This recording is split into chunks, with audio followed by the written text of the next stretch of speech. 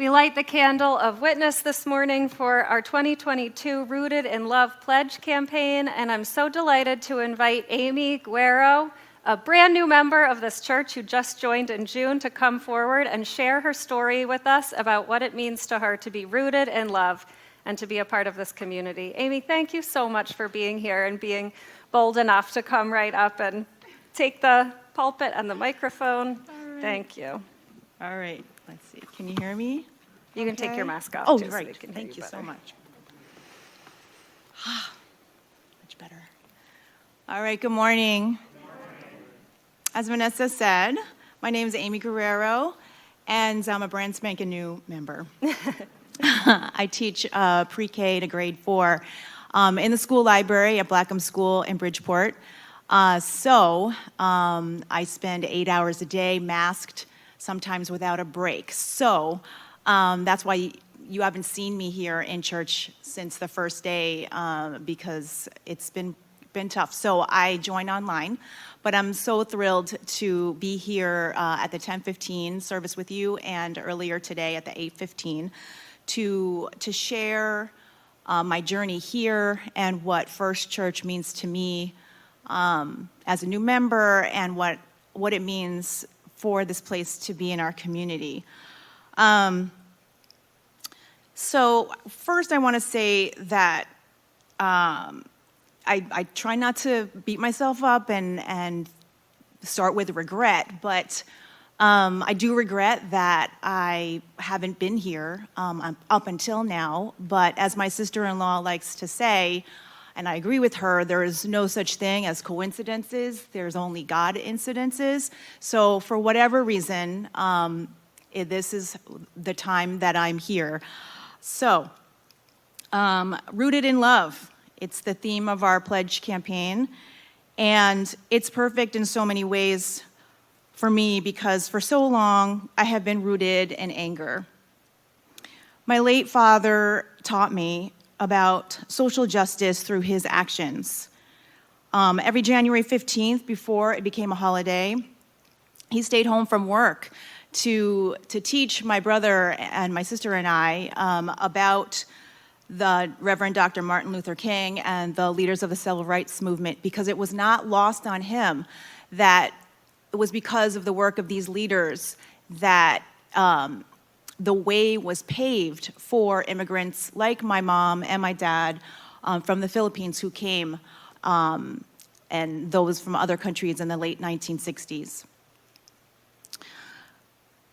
My faith journey started in the Presbyterian Church in a small town in New Jersey after we moved from New York City, which is where I'm from.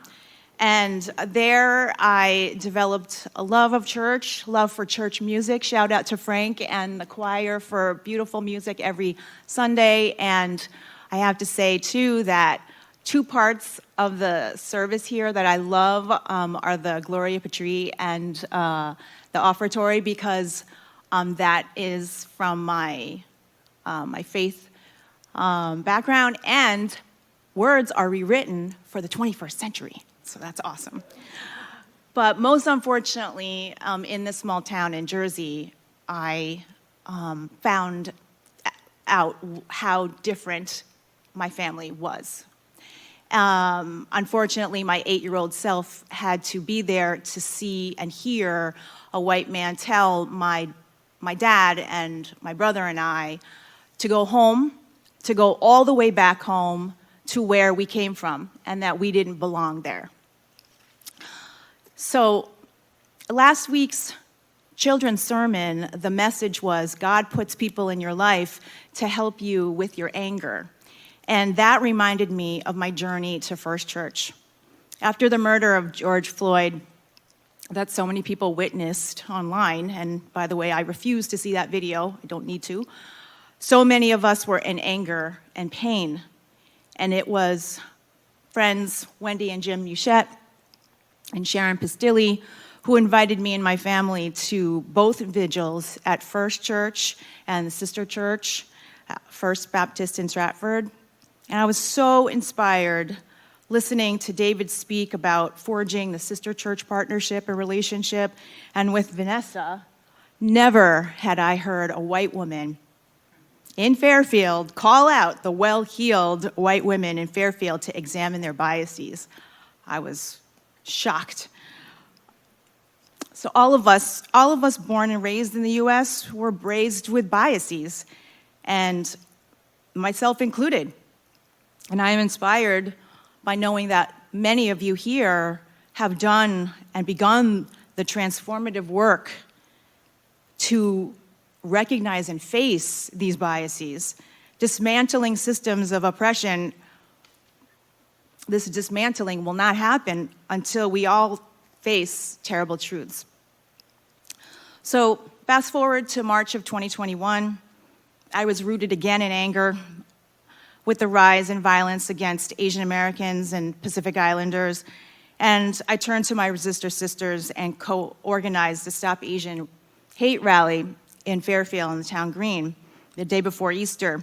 And that the center of that rally was the youth of Fairfield, of the AAPI community. And you can imagine how heartbroken I was to hear that teens in 2021 were sharing their stories of pain, of feeling othered still. People who look like me, teenagers, feeling like they were foreign.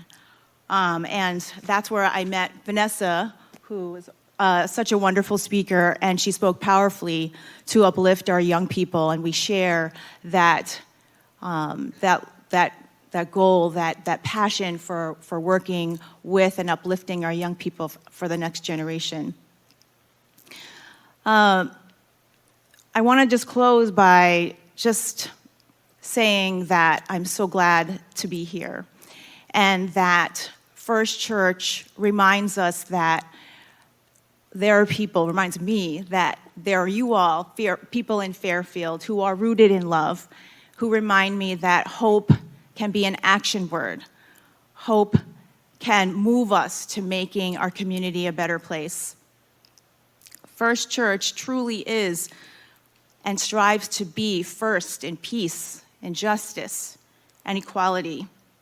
So let us come together to pledge our collective financial support to ensure the divine work of transformative change so that it can continue here together. Thank you.